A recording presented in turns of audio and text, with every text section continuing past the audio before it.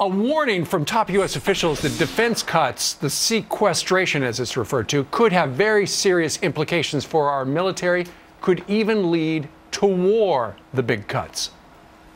We can't yet say precisely how bad the damage would be, but it is clear that sequestration would risk hollowing out our force and reducing its military options available to the nation. It was designed as a meat axe. It was designed to be a disaster. Because the hope was, because it's such a disaster, that Congress would respond and do what was right. Joining us now to weigh in is Captain Pete Hegseth from Vets for Freedom. Good to see you today, sir. Morning. Those two comments are slightly rattling, to say the least. What do you think? You agree? No, I absolutely agree. I mean, listen, we get peace in this country through strength. And that means we also invite war through weakness. And these budget cuts, as they said, were meant to be the last option, something we'd never opt for. Now we've got a commander-in-chief, a president in the White House who's fine with allowing these kind of defense cuts to come about, and it was going to crush our military. Our Army will be at the smallest level it's been since 1940. Our Air Force, the smallest tactical fighter fleet we've ever had. Our Navy at under 230 ships, the smallest it's been in almost 100 years. We will gut our military, and we're sitting by and watching it happen. And Captain, the thing is, you feel that when the military shrinks, that just emboldens our enemies to try something.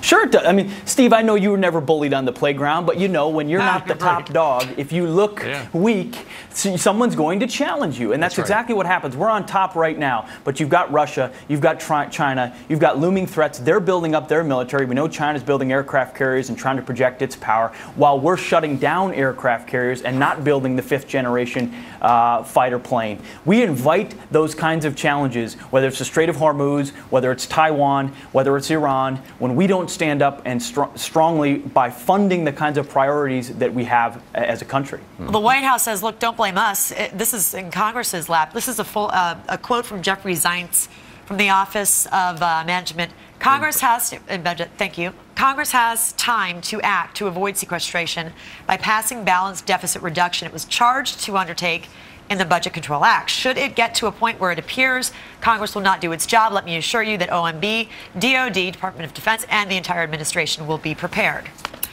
Your reaction to that? Where does the buck stop? It's where does it always stop? If you want to provide leadership on this, he said he would veto anything in sequestration that doesn't include Pentagon cuts. The president is the problem here. He's not willing to lead and say, and now we're including Afghanistan funds. War funds are part of this cut. It is an absolute outrage that this is allowed to happen. I hope bipartisan Republicans and Democrats stand up and call it for what it is. It's a gutting of our military, and we're never going to balance the budget on the back of the DOD. There's not enough to cut there. Sure. We know it's entitlement programs, debt that's driving our debt and deficit problems. Either we get this under control, we need to call it out for what it is and stop it from happening. It looks to a lot of people, Pete, like a game of political chicken with our national security hanging on the balance.